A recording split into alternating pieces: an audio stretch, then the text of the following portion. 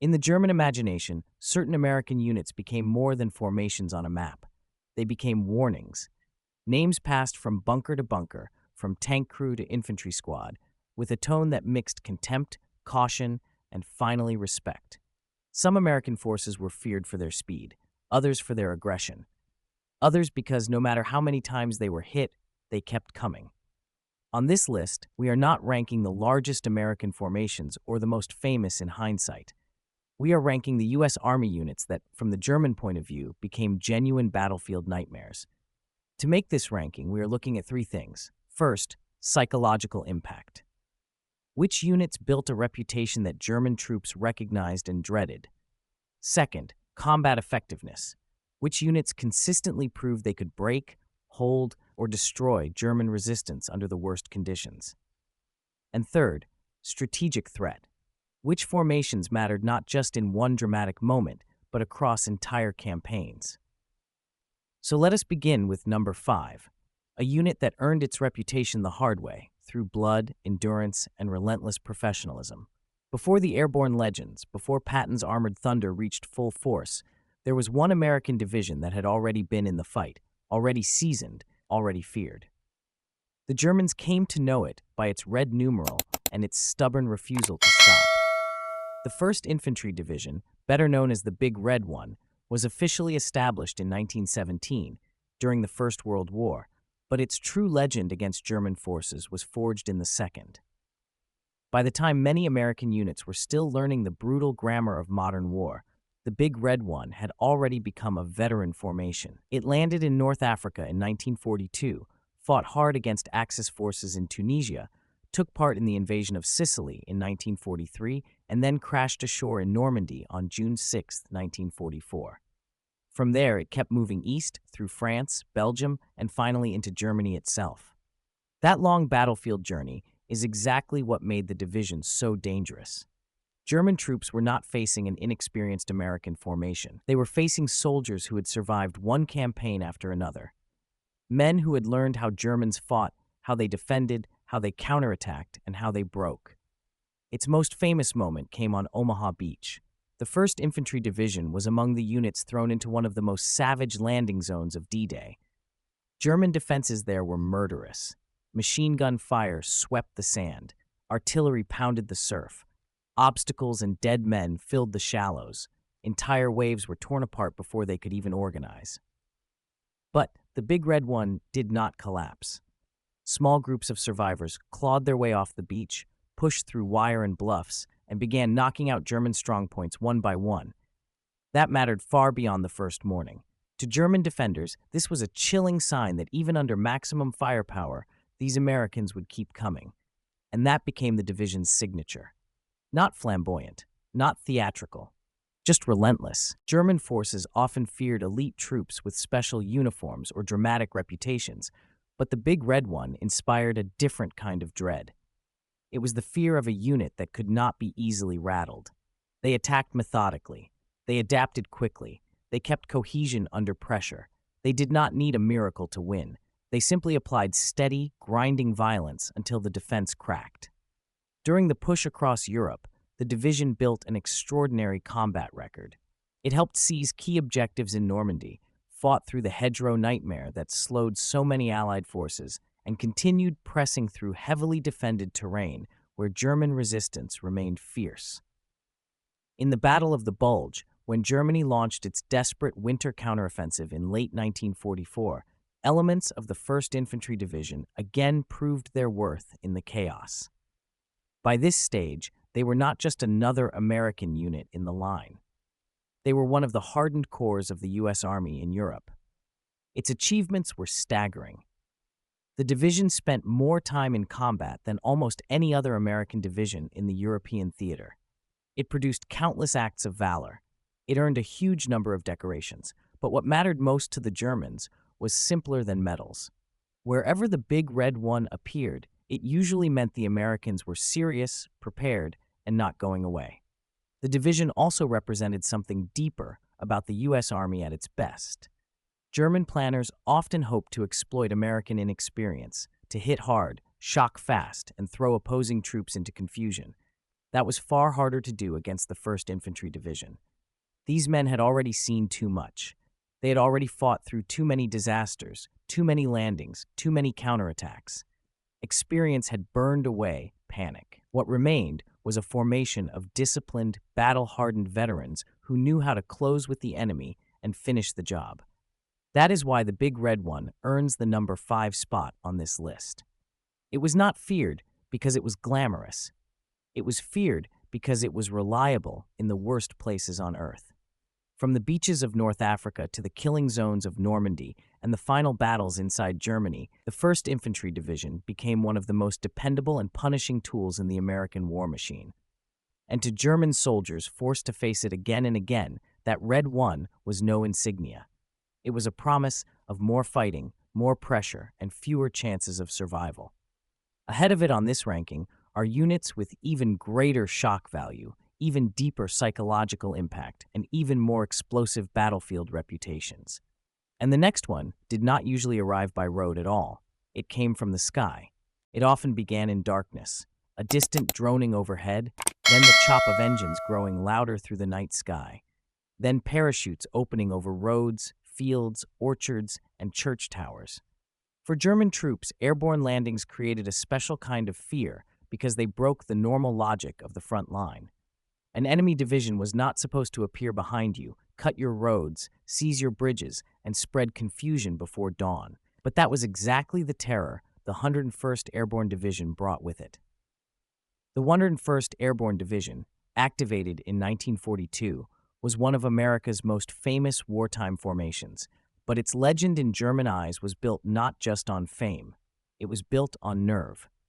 The Germans came to see the Screaming Eagles as a force that appeared where it should not be, survived conditions that should have destroyed it, and fought with a stubbornness completely out of proportion to its size.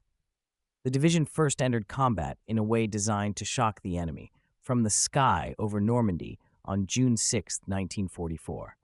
In the opening hours of D-Day, the 101st was dropped behind the invasion beaches to secure causeways, disrupt German communications, and prevent a coordinated counterattack against the Allied landings.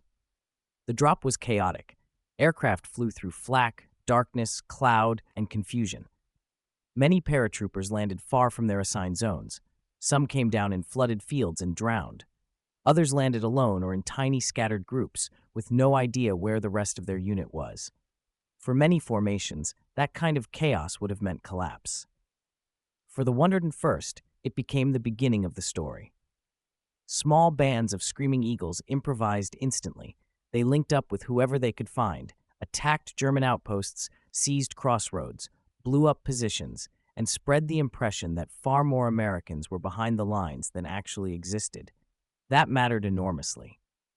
German commanders were suddenly dealing not with one predictable beach assault, but with armed American paratroopers appearing across a wide area, sabotaging movement and forcing precious time and manpower into emergency response. The 101st turned disorder into combat power, and that ability made them terrifying. Then came the battle that sealed the division's reputation forever, Bastogne, in December 1944. When Hitler launched the Ardennes offensive, known to history as the Battle of the Bulge, German forces smashed into thinly held Allied lines and created a massive crisis. Their goal was ambitious and desperate, to split Allied armies and force a political collapse in the West. Key roads and supply lines became vital, and one of the most important junctions on the map was Bastogne.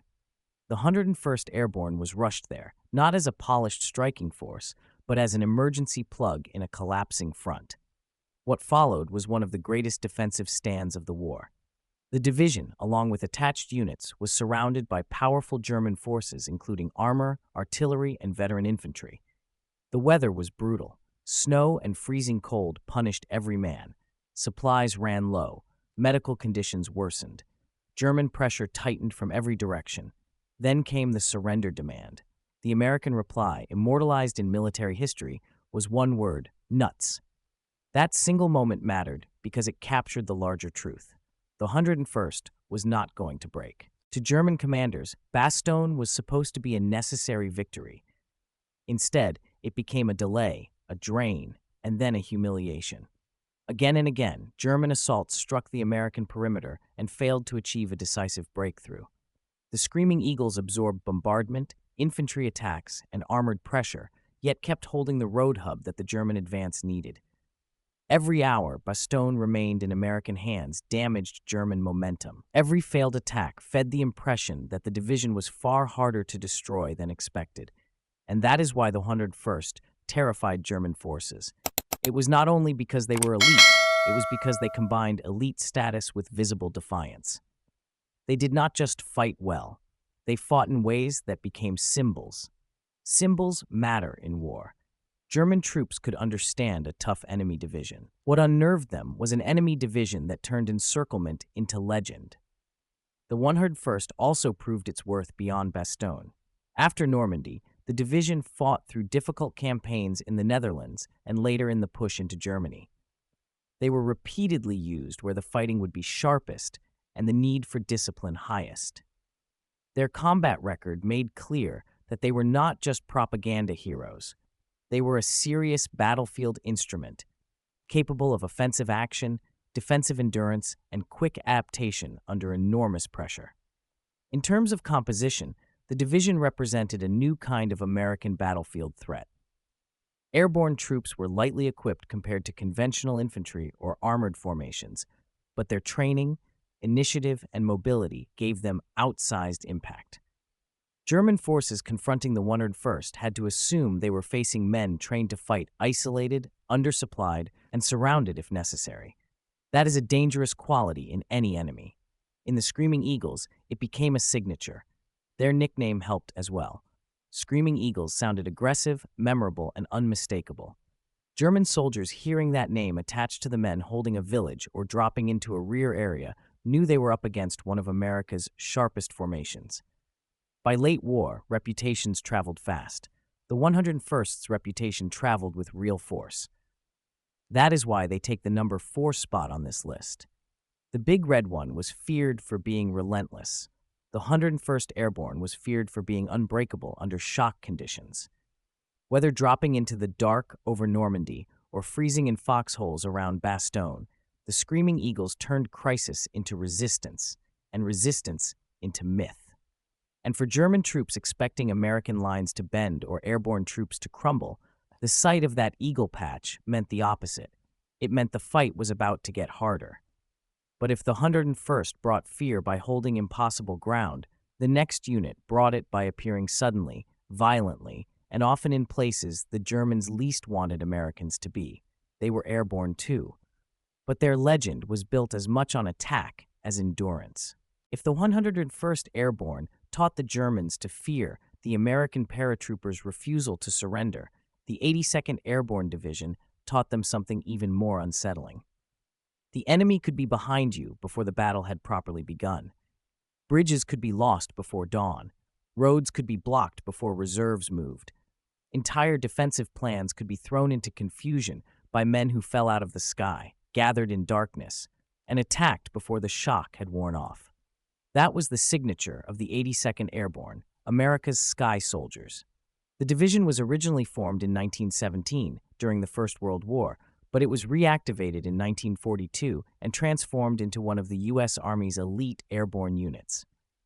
In World War II, that rebirth made all the difference. The 82nd became one of the first American divisions to fully embrace the brutal possibilities of airborne warfare. To German forces, that made it one of the most dangerous and unpredictable American units in the field. Its combat path was wide and hard. The 82nd first saw action in North Africa and later fought in Sicily in 1943, where airborne drops introduced the division to the chaos and cost of this new kind of warfare. Even when drops were scattered and plans were disrupted, the division showed a trait the Germans would come to hate. It adapted fast. Small groups of paratroopers and glider infantry could still seize local objectives, harass movement, and create the impression of a much larger force than the Germans actually faced. That effect only deepened in Normandy on June 6, 1944. As part of the D-Day invasion, the 82nd Airborne dropped behind Utah Beach with orders to seize key towns, roads, and crossings, especially around Sainte-Mère-Église and the Merderet River. Once again, the night drops were chaotic. Aircraft were scattered, men landed off target, and equipment was lost. But just like the 101st, the 82nd turned confusion into momentum. Paratroopers reorganized in fragments and attacked with speed and aggression. The capture of Sainte-Mère-Église became one of the most famous airborne actions of the war. But for the Germans, the deeper problem was larger than one town. The 82nd was disrupting the entire battlefield behind the beaches. German forces depended on movement, regrouping, and local counterattack to contain invasion landings. The 82nd attacked exactly those vulnerable points. Roads became dangerous, junctions became contested, rear positions no longer felt secure. Even isolated American groups forced the Germans to divert men and attention. This was the psychological power of airborne warfare at its sharpest.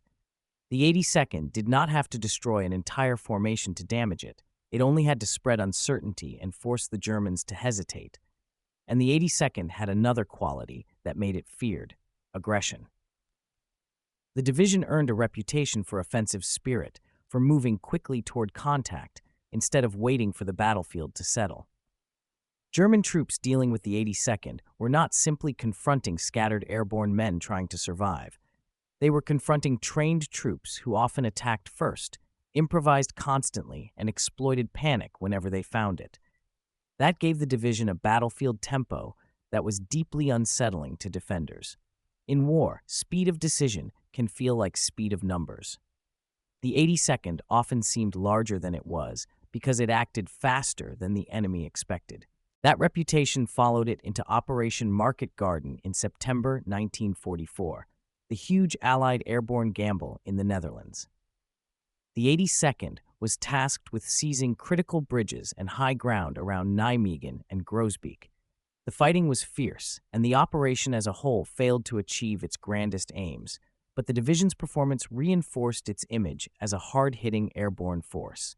German troops trying to contain the operation once again found themselves dealing with elite Americans, dropped deep into the operational rear, contesting vital crossing points and forcing frantic responses under pressure. Then came the Battle of the Bulge. When Germany launched its last major offensive in the West in December 1944, the 82nd Airborne was thrown into the line as a rapid reaction force. This was another mark of how the division was viewed by American commanders. When the front was cracking and the situation demanded disciplined, aggressive troops, the 82nd was one of the formations sent to stop the bleeding. In the Ardennes, it helped block German momentum and proved again that it could fight not just as raiders from the sky, but as stubborn frontline soldiers in winter conditions against determined assault forces. Its battlefield record made it one of the most decorated and respected American divisions of the war. But for the Germans, its terror value came from the way it changed the geometry of battle. A normal infantry division advanced across ground. An armored division smashed through a line. The 82nd could arrive in the dark, scattered but dangerous, and begin tearing at the connective tissue of a defense before a commander had a clear picture of what was happening. That was terrifying because German doctrine relied heavily on coordinated reaction. Airborne disruption attacked that coordination itself. The division also developed a strong identity that carried real weight. All-American was its famous shoulder patch, but Sky Soldiers captured the image that enemy troops remembered: men descending out of nowhere, then fighting with elite confidence once they hit the ground.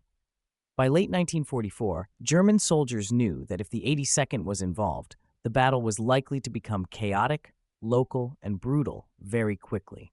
That is why the 82nd Airborne takes the number 3 spot on this list. The 1st Infantry Division was the grinder. The 101st was the unbreakable defender.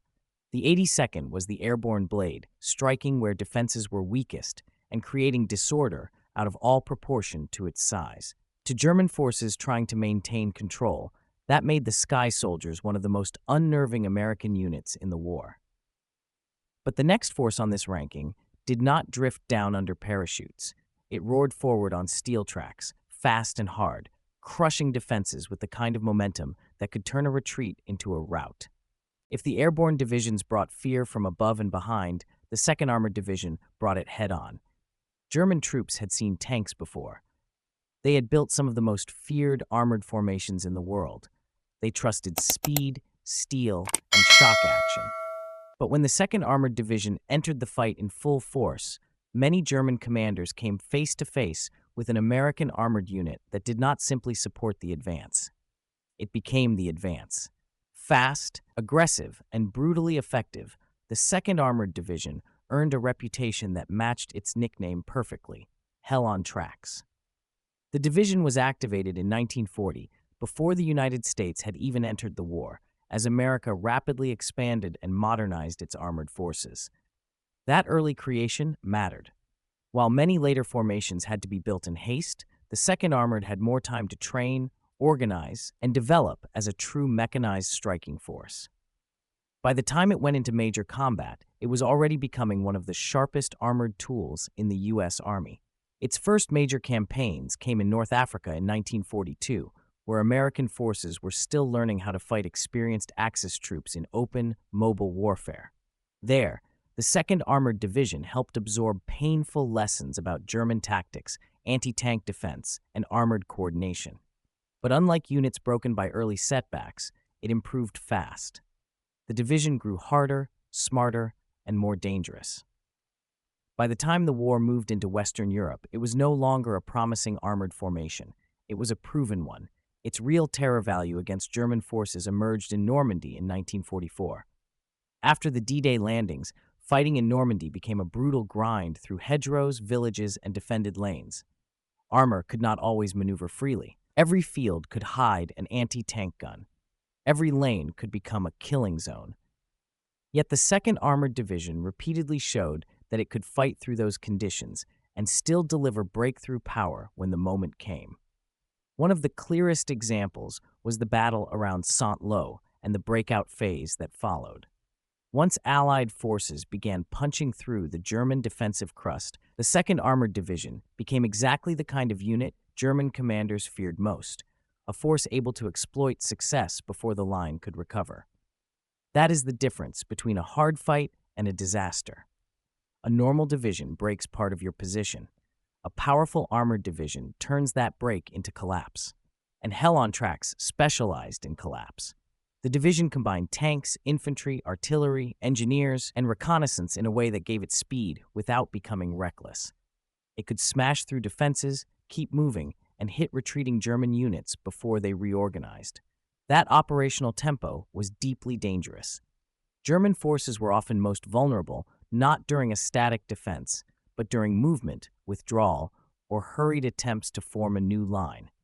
The 2nd Armored Division attacked those moments with ruthless efficiency.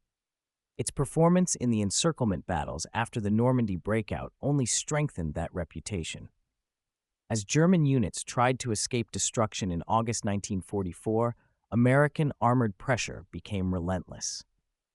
The 2nd Armored Division was one of the formations helping drive the enemy toward disaster.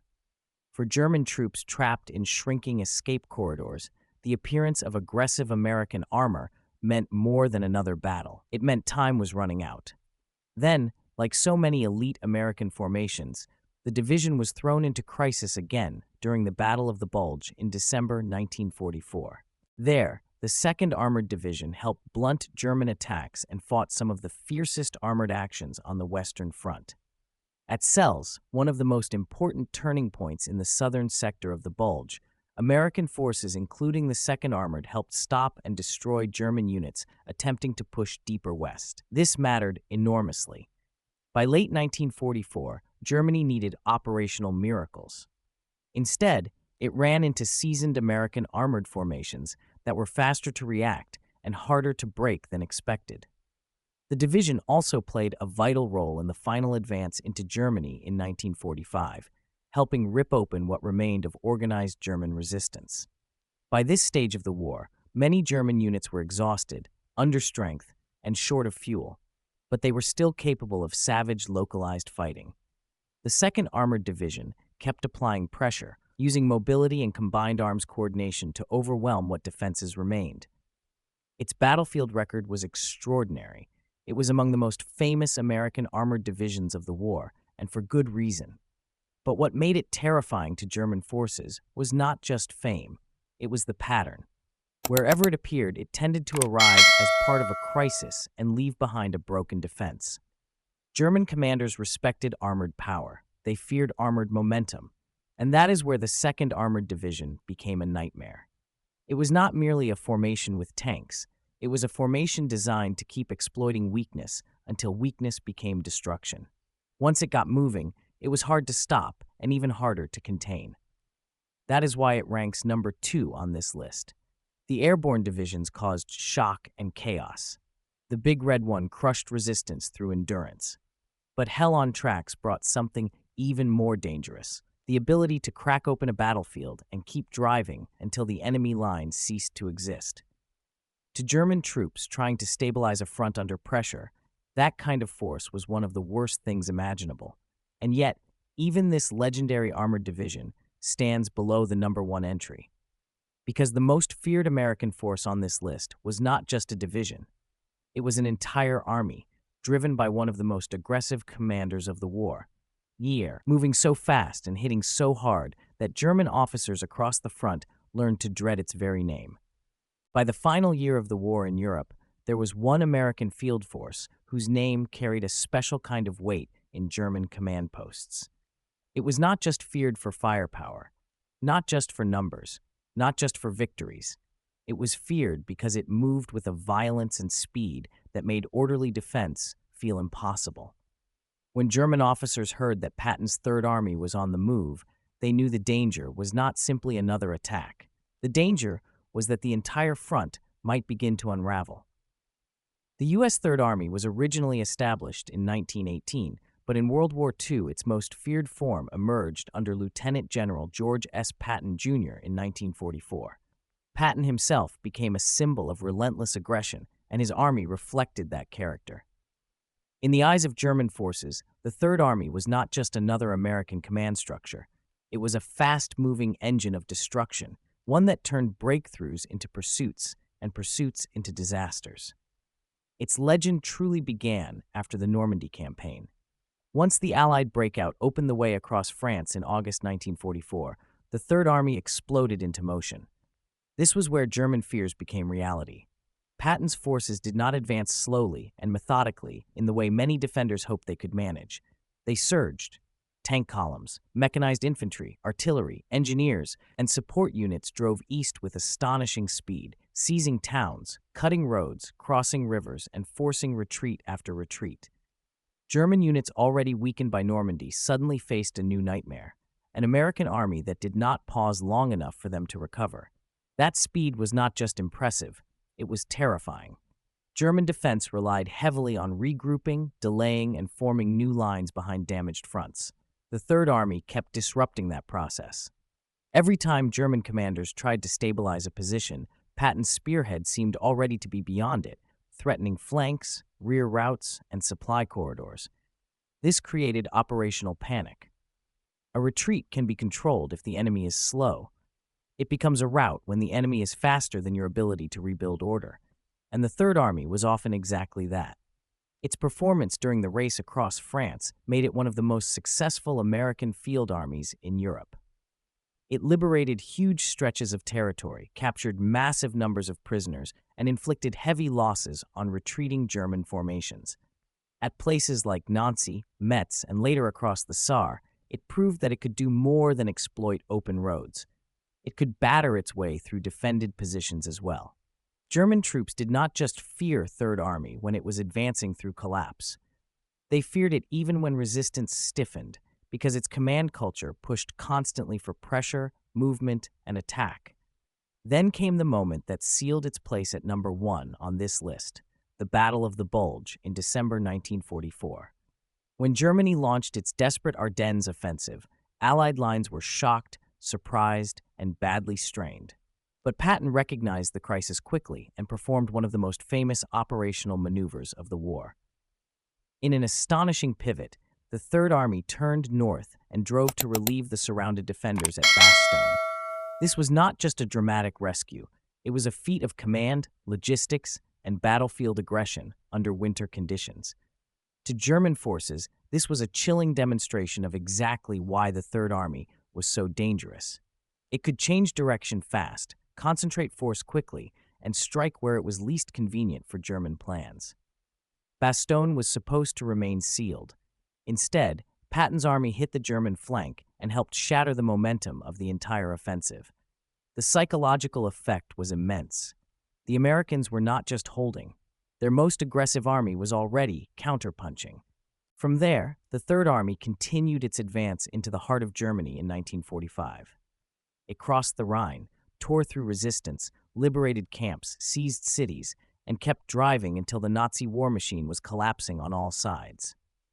By that phase of the conflict, German troops were facing shortages, exhaustion, and strategic ruin, but the Third Army still had to be fought town by town, road by road, river by river. And in those final fights, it remained what it had been throughout the campaign: fast, hard, and mercilessly persistent. Its battlefield achievements were enormous.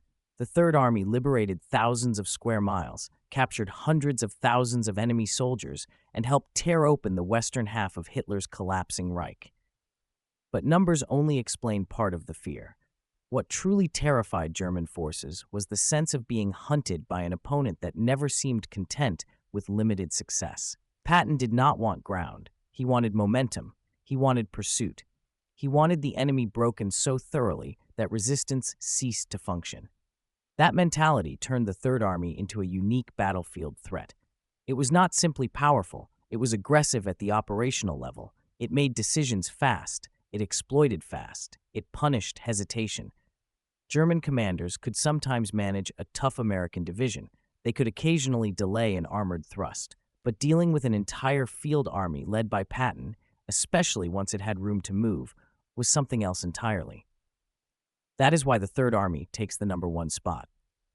The 1st Infantry Division earned fear through endurance, the 101st through defiance, the 82nd through airborne chaos, the 2nd Armored through steel and momentum. But Patton's Third Army combined all of it at scale: aggression, mobility, shock, pressure, and the constant threat of collapse. To German forces in the final campaigns of the war, it became more than an American army. It became the sound of the front breaking apart. These were the top 5 U.S. Army units that terrified German forces: the battle-hardened Big Red One, the unbreakable Screaming Eagles, the deadly Sky Soldiers, the unstoppable Hell on Tracks, and above all, Patton's Spearhead of destruction. Each earned its place not just through fame, but through the fear it inspired in the enemy. They were the American formations that convinced German troops that the war in the West was no longer a contest to control, but a storm to survive. And if you've stayed until this final moment, thank you. If you want to keep exploring events like this, deeper, more real, make sure to like the video and subscribe to the channel so you don't miss what comes next. Thank you for watching.